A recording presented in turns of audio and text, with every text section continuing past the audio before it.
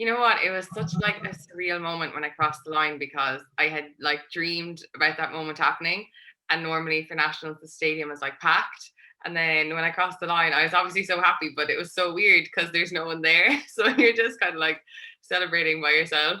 I definitely felt like a massive sense of relief, I would say, because it's something that I did want so bad for a long time. And then when I did it, I was like, yay, like finally I've done that. But yeah, I was ecstatic. Like I was just on such a high, like for the whole day. And I was just absolutely delighted. And my coach and my parents were there, but they were outside the stadium. So I got to go out to them in the car park like after. But yeah, it was incredible. But it was just one of those days where everything clicked and everything fell into place. Like those days don't come around often, but when they do, like you just really have to soak them up. And I felt brilliant. I was confident, and everything just worked out. So yeah. Well, I think I was just very chilled about the whole thing because there was certain points in the year where we didn't know if there was going to be any races, and it was just like one week to another you didn't know what was happening. So I was pretty relaxed because I didn't know what was happening. And then I was just excited when I found out like okay, there might be some races. So then I did get in one or two races before nationals. So I guess I was just taking it like week by week. And like in March I was super chilled.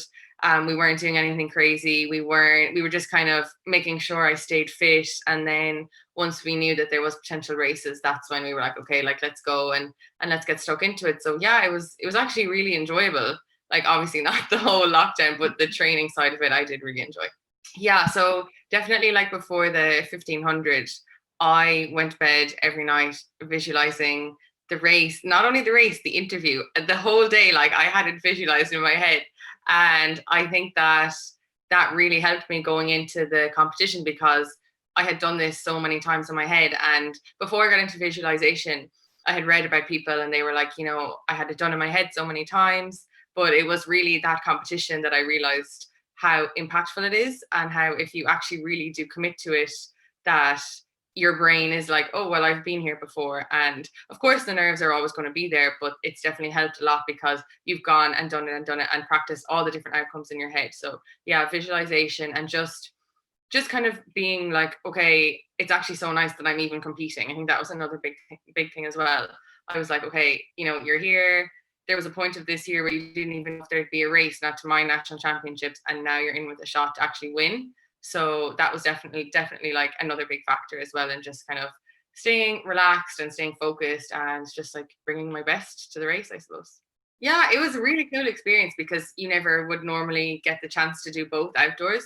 So I wasn't going to do it. Like it wasn't an option. And then as the time got closer and I was like, I'm actually in good shape, we were kind of saying, oh, sure, we might as well. So then, yeah, I mean, I was kind of happy that the 1500 was first because that was my main aim. And that's the one that I really, really wanted to win. Of course, I did want to win the 800 as well. But like me and Isla literally swapped. Like I was first in the 15 and she was second, and then she won the 8. But yeah, it was really nice. I definitely think for me, I needed to get like a few more 800s under my belt.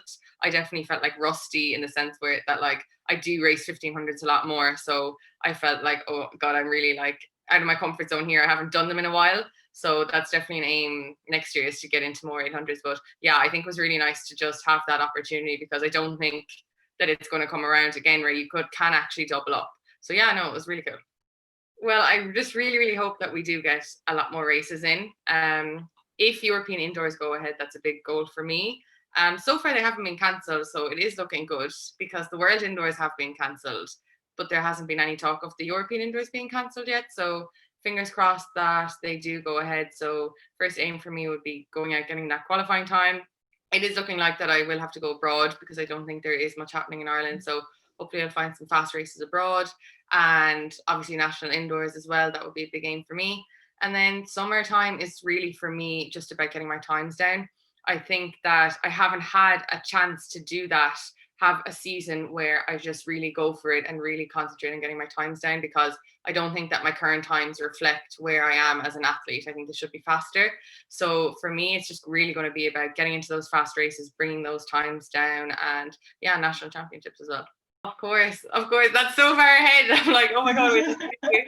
Yeah, and the fact that they're in Dublin as well, I'm just like, Yeah. I was distraught when they got cancelled this year because from 2019, when I was at the European Cross Country Championships, that was a big aim to make the 2020 team with it being in Dublin. And like, I really did think for a long time that they would be going ahead. And then when I remember my gym coach sent me an article on WhatsApp, it was like, oh, that they've been cancelled. I started bawling, crying. I was like, no. So yeah, definitely them next year as well.